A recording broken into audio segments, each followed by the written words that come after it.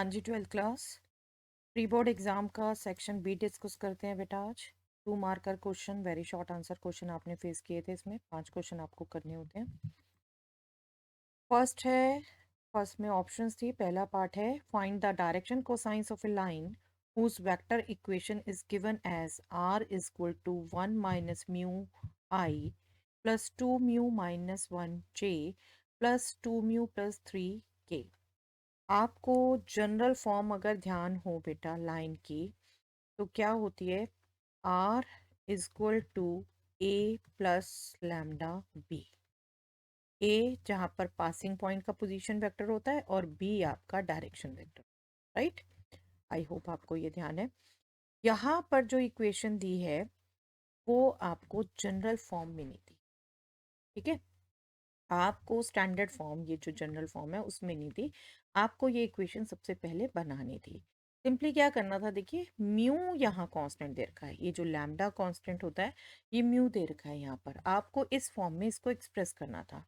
1 minus mu आई है, तो आई ये पहले फैक्टर में चला गया, म्यू के साथ जो जाएगा माइनस आई जाएगा। ठीक है, फिर 2 म्यू जे, ये 2 जे हो जाएगा और -1 j यहाँ म्यू वाले आप इधर लिखेंगे। ठीक है, 2 म्यू, तो ये 2 k, ये डायरेक्शन वेक्टर पूरा हो गया। 3 k ये नॉर्मल इसमें आएगा। अब इसमें हमने क्या बात की, ये हमारा पोजीशन वेक्टर है ए पॉइंट का और बी डायरेक्शन वेक्टर है। तो इस लाइन के डियास आप ये डायरेक्शन वेक्टर से पढ़ें। डियास direction ratios of this line are. क्या है डायरेक्शन रेशोज? -1 2 2। ओके, अब इसके डायरेक्शन कोसाइंस निकालने के लिए आपको एक नंबर से डिवाइड करना है। आपको पता है, अगर ये वेक्टर काउंट कर रहे हैं तो इसके मैग्नीट्यूड से डिवाइड करना है। ओके, आई होप आपको ध्यान है। तो अब आपके डायरेक्शन कोसाइंस के लिए आपने जो नंबर से डिवाइड करना है वो कैलकुलेट कर लीजिए। सपोज ए, इसका square root -1 square 1, 2 square 4, 2 square 4, that means square root of 9, that means 3। आपको 3 से डिवाइड करना है तो डायरेक्शन कोसाइंस आपके पास आ जाए। Simple question. लाइन को स्टैंडर्ड फॉर्म में लिखिए, वहां से डीआरस पढ़िए, डीआरस पढ़ लिए तो डी सिस में कन्वर्ट करिए और वो सिंपली जो डायरेक्शन वेक्टर है उसके मैग्नीट्यूड से डिवाइड करके आपने। ठीक है, आपको बार बार 3D कराते हुए मैंने यही कहा था बेटे, वेक्टर्स में जो आपने रिजल्ट जैसे जो समझे हैं वही को रिलेट करके आप ध्यान रखोगे तो बहुत ईजी लगे, है ना। इंटरकनेक्टिविटी दोनों चैप्टर। चलिए नेक्स्ट क्वेश्चन। इसके ऑप्शन में था ये क्वेश्चन बेटा, for vectors a is equal to this, b is equal to this and c is equal to this, determine a cross b plus c. A cross vector product आपको पता है determinant form में निकालते हैं, लेकिन पहले आपका बी प्लस सी निकलना था। बी प्लस सी निकालने तो आप कंपोनेंट वाइज आपको ऐड ही करना था। -2 + 2 0 आई, लिखने की नीड नहीं है। j + 2j 3j, 2k + k 3k। Question आपके सामने है पेपर में, सीधा कैलकुलेट कर लीजिए। 2 मार्क्स में जितना जो स्किप कर सकते हैं कर दीजिए, और अगर फास्ट लिख सकते हैं तो बिल्कुल बी और सी लिख के दिखा दीजिए, कोई दिक्कत नहीं है। अब ये आपने जो निकालना magnitude of this vector product, चाहे तो आप बेशक यहाँ पर, क्योंकि 2 बार बार फिर कई बच्चों ने ना मिस कर दिया है, इसलिए मैं करेक्ट बताना चाहूँगी कि आपसे वो गलती ना हो। आप क्या करो, पहले आप सिर्फ वेक्टर प्रोडक्ट निकाल लो। ठीक है, सिर्फ एक ही बार कई बच्चों से रह गया। अब वेक्टर प्रोडक्ट आपने डिटर्मिनेंट फॉर्म में निकालना है। फर्स्ट रो आई जे के, सेकेंड रो ए के कंपोनेंट्स, ये है ना, ये ए के components, that means 1 2 3। Third row ये जो आपने बी प्लस सी निकाला उसके component 0 3 3। This is vector product, इसको कैलकुलेट कर लें। आई इज 6 माइनस, ये 3 था बेटा, 6 - 9, that means -3i। Okay, -j, this is 3 - 0, that means -3j। के दैट मीन्स 3k। तो आपका इसका मैग्नीट्यूड क्या हो गया, इस वेक्टर का magnitude that is square root of -3 square -3 square 3 square that means square root of 27 that will be 3√3। Okay, simple question थे, आपकी बेसिक नॉलेज लाइंस और वेक्टर्स की। चलिए next question. Evaluate sine inverse sine of 5 pi by 6 plus cos inverse cos 7 pi by 6 plus tan inverse tan of 3 pi by 4। Principal values बेटा main आपका question inverse trigonometry का, बस आपको तीनों की प्रिंसिपल वैल्यू ध्यान होनी चाहिए बेटा। एक बार रिकॉल करवा दूं, साइन इनवर्स एक्स की principal value branch close interval -π/2 to π/2, ठीक है। कॉस इनवर्स एक्स की principal value branch 0 to pi, okay. और टेन इनवर्स एक्स की principal value branch sine inverse वाली ही ओपन इंटरवल, ओके। तो यहाँ पर आपने बस ध्यान देना था कि ये जो वैल्यूज हैं क्या इन्हीं की प्रिंसिपल वैल्यू ब्रांच में है, फिर आप वो रिजल्ट यूज कर लेते जो स्टैंडर्ड था, sign inverse sine theta is theta, cos inverse cos theta is theta, जबकि ये इनकी प्रिंसिपल वैल्यू ब्रांच में हो, ten inverse tan theta is theta, ठीक है। लेकिन प्रिंसिपल वैल्यू ब्रांच में होना चाहिए। 5π/6 आप देख रहे हो 5/2 से बड़ा होता है, तो इसको हम चेंज करें। अब मैं एज्यूम कर रही हूँ, ये मैंने जैसे क्वेश्चन ही लिखा है इसका पार्ट, साइन इनवर्स साइन 5π/6 को हम लिख सकते हैं पाई माइनस π/6। जब हमारा नहीं आ रहा प्रिंसिपल वैल्यू ब्रांच में तो हम क्या यूज करते हैं, अलाइड एंगल्स जो हमने 11 से सीखे हुए हैं। 5π/6 को हम पाई माइनस π/6 लिख सकते हैं, और इधर से 7π/6 भी पाई से बड़ा है, ये भी प्रिंसिपल वैल्यू ब्रांच में नहीं है, तो इसको भी हम क्या लिख सकते हैं, पाई प्लस π/6, ठीक है। और 3π/4 ये भी प्रिंसिपल वैल्यू ब्रांच में नहीं है बेटा, इसको भी हम क्या लिख सकते हैं, pi minus π/4। Principal value branch में वैल्यूज लानी है, ठीक है। कि tan inverse tangent of pi minus π/4। आप इसको चेंज करें तो sine pi minus theta allied angle, sine pi minus theta is sine theta, okay. मैं जो जो यूज कर रहे हैं यहाँ पहले सब रिकॉल करवा दूं, cos pi plus theta is minus cos theta, जिसको आपको फिर नॉर्मल में चेंज करना पड़ेगा कॉस पाई माइनस थीटा, है ना। ये तो जिन्होंने भी क्वेश्चन किए हैं प्रिंसिपल वैल्यू ब्रांच के मेरे साथ, बेटा ये तो फ्लो में हमें यूज करना ही पड़ता है, ठीक है। नेगेटिव रखना नहीं है, आपको प्रिंसिपल वैल्यू ब्रांच में वैल्यू लानी है तो पाई माइनस थीटा में कन्वर्ट हो जाएगा।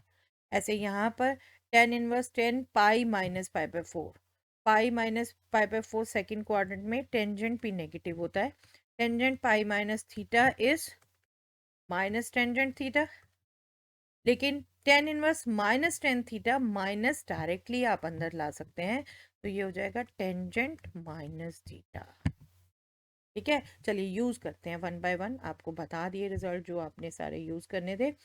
साइन इनवर्स, मैं तो यही सोच के चलती हूँ बेटा कि आपने यहाँ पर ये सारी रिवीजन अच्छे से यूज करनी है, ठीक है। पाई माइनस π/6 साइन π/6 हो गया, और ये प्रिंसिपल वैल्यू ब्रांच में है, इसको मैं लिख देती हूँ अगले स्टेप में, ये π/6, ठीक है।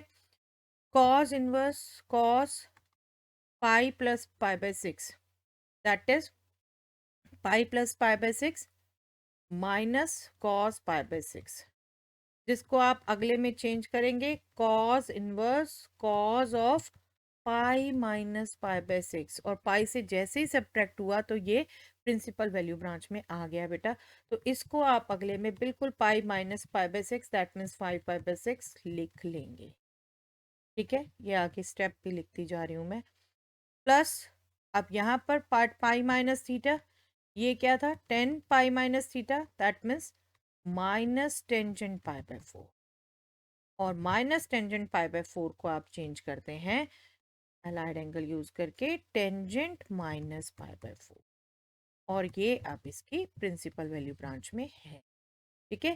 तो ये माइनस π/4 आपका सब्ट्रैक्ट ठीक है, pi by 6 plus 5 pi by 6 पाई हो गया, pi minus pi by 4 3 pi by 4।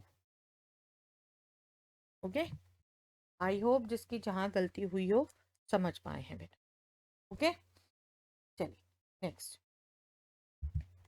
इसके ऑप्शन में था ये question, function f from a to b defined as fx equal to 4x is both 1 1 and on 2 if a is having element 1 2 3 4 then find the set b।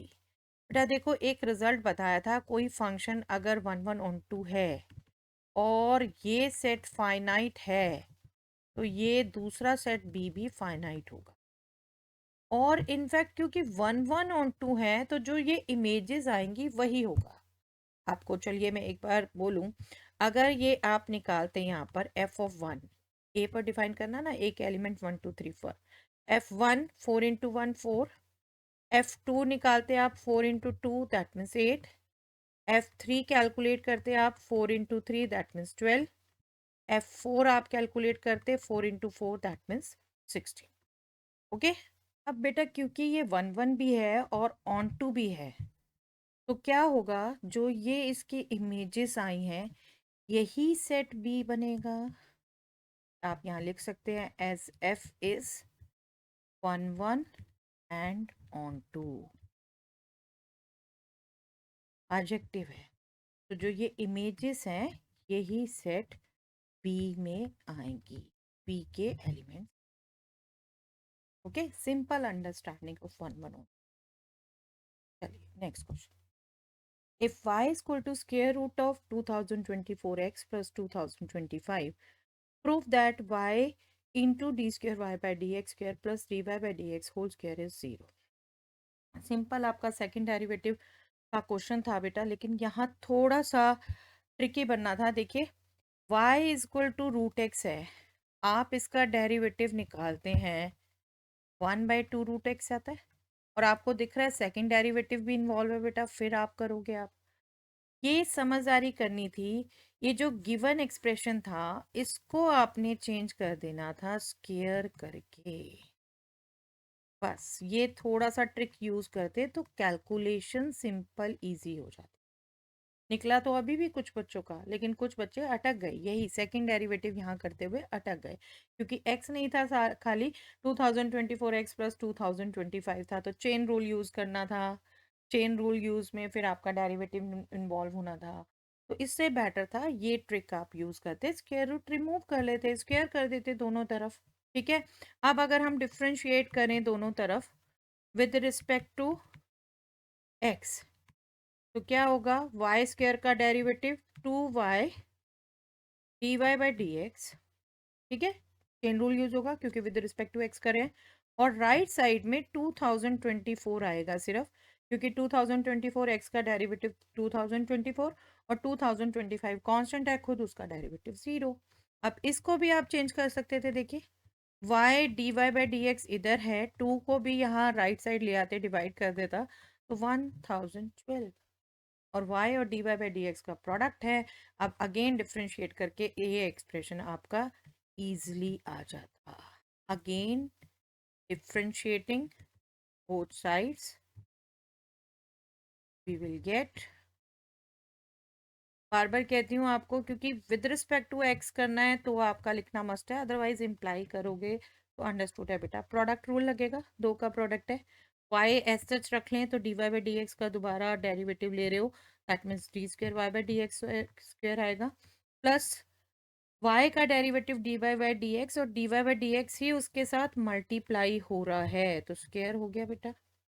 Right side में constant है, उसका derivative 0, और यही prove करना था। Easily 2 steps में हो गया बेटा, आप ये अगर स्क्वायर कर लो तो उसके बाद जस्ट 2 स्टेप्स में आपका आंसर। ओके, चलिए next question, show that f x is equal to e power 2x minus e power minus 2x plus x minus 10 inverse x is strictly increasing in its domain। आपको ये function strictly increasing show करना है, that means F dash x strictly greater than 0 show करना है, right. तो आप given function के लिए एफ डैश एक्स कैलकुलेट करिए, ई पावर 2x का derivative 2 into e power 2x, chain rule use करेंगे। Minus e power minus 2x का derivative minus minus 2 into e minus 2x, that means plus 2 into e power minus 2x, right. x का derivative 1, tan inverse x का derivative 1/1 plus x square, सबका derivative आपको करना आता है। और आपको अगर फंक्शंस की पहचान अच्छी है बेटा, ई पावर x हमेशा पॉजिटिव होता है। ये पार्ट आपका पॉजिटिव, ये आपका पॉजिटिव। मैंने अगर इसको 2 कॉमन करके लिख दिया, ई power 2x plus e power minus 2x, इतना पार्ट तो आपको पता चल गया पॉजिटिव है। इसको अगर मैं एलसीएम ले लूं, 1 प्लस एक्स स्क्वायर माइनस 1 बन जाएगा। देखिए ये पार्ट भी पॉजिटिव नहीं हो गया, ये ऑलरेडी पॉजिटिव हो गया था। और इस पार्ट को भी आप एक्सप्रेस कर पा रहे हैं, x square plus 1 plus x square. X अभी अभी हमने डोमेन नहीं देखा, कुछ नहीं देखा। एक्स कुछ भी हो, एक्स स्क्वायर तो पॉजिटिव ही होगा ना बेटा। और यहाँ बात करें हम x square upon 1 plus x square की, तो ये भी ग्रेटर देन इक्वल टू 0 होगा, क्योंकि न्यूमैरेटर 0 अगर मिनिमम 0 प्लस 1 1 रहेगा, maximum greater than equal to 0।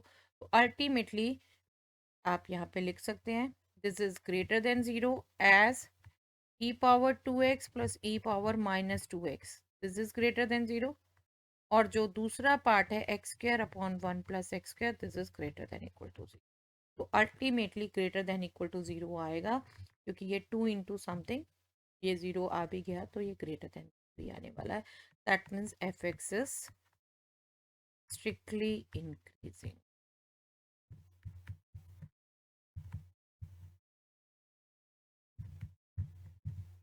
Okay, simple to find, but आपको ये रिजल्ट्स याद होने चाहिए ना। चलिए, find integral of sine of x minus a upon sine of x plus a with respect to x. यहाँ ये क्वेश्चन मैंने आपको सिंपली करवा रखा है बेटा। आप न्यूमैरेटर में ए ऐड और सब्ट्रैक्ट कर दें। ए ऐड किया और सब्ट्रैक्ट माइनस ए माइनस 2a हो गया। जब ऐड और सब्ट्रैक्ट दोनों कर रहे हैं एक नंबर आप एंगल में, तो एक्सप्रेशंस लिखना सिर्फ चेंज हुआ, वैल्यू चेंज नहीं हुई। अब यहाँ क्या होता है, ये ए ये बी, आप sine of A minus B का फॉर्मूला यूज कर लो। That will be sine A cos B minus cos A sine B, right.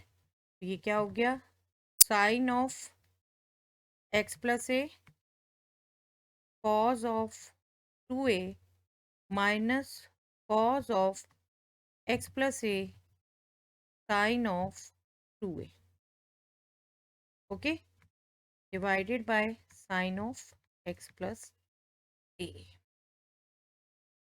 Okay, बस अब आपने सेपरेट करना था बेटा इसे। न्यूमैरेटर में 2 टर्म्स, डेनोमिनेटर में 1, आप इसको सेपरेट करेंगे और जितना जो कटता होगा वो काट देंगे। ये एक के साथ लिख लिया, दूसरा ये लिख लिया हमने।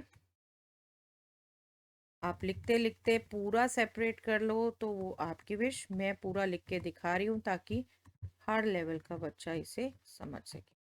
देखिए sine x plus A, sine x plus A cut गया, कॉस 2a, एक्स नहीं है ना कहीं यहाँ, तो कॉस 2a कांस्टेंट, यहाँ हो गया सीधा 1 का integral with respect to x. और यहाँ साइन 2a कांस्टेंट, ये आपने बाहर निकाल दिया। ये जो एक्सप्रेशन आया, चाहे इसे आप कॉट लिख लो तब भी उसका आंसर पता है आपको, चाहे न्यूमैरेटर में कॉस डेनोमिनेटर में साइन रह दो, तो आपको पता है नीचे फंक्शन उसका डेरिवेटिव, वो इंटीग्रल भी, लेट मी जस्ट राइट, 1 का इंटीग्रल एक्स हो गया माइनस साइन 2a, और ये हो गया log of modulus of sine of x plus A plus constant of integral. ठीक है, सेम क्वेश्चन, एक हिंट दे देती हूँ, आप खुद ट्राई करके देखना।